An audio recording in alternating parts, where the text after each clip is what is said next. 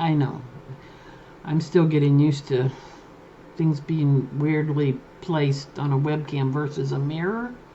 I guess totally different. And we know how that works scientifically, but it's still weird to get used to. Welcome to week 3. After this weekend, you're halfway done. Yep. And this week, it may be of particular interest to you because it's about women's issues, women's problems, and your women. So, how do these compare to yours? Some of these women had some pretty big things, but some of you do too. And I don't want to take a lot of time talking about these things because you've got a lot of reading to do, and so I won't do that. I do want to mention Kate Chopin's writings. It depicts a South Louisiana in the late 1800s among a people group you may not be that familiar with, or maybe not familiar at all. The Acadians, or the Cajuns. You might be familiar with Cajun food. Oh, it's the best. It is the best.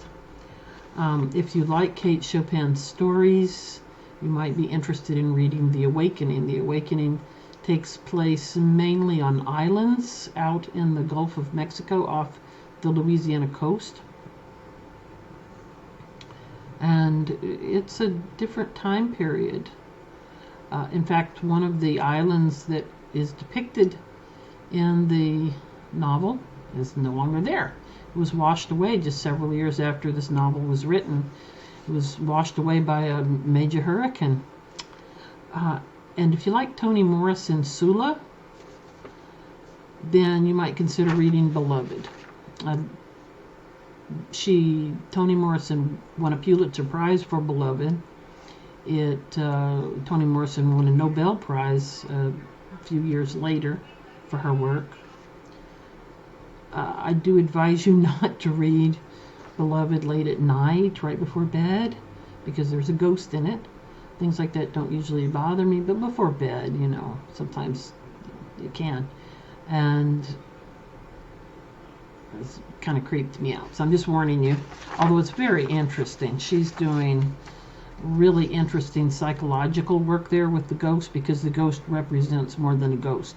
It represents the return of memories. It's depicting the return of the repressed. Sigmund Freud discussed some of these things when really painful, really horrendous memories return and haunt the person with the memories. What do you do with that? Need healing, right?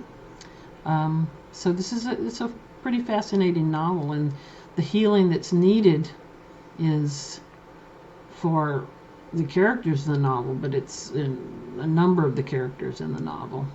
I don't want to give all of this away, but also, for a broken nation with horrible memories, and you're reading about some of the horrible memories right now in the works, and you'll continue to look at some really painful things. So what do you do with those memories? We need to know things, but what do you do with them? All right. On that happy note, I will wish you a great week, and I'll see you next week. Thank you so much.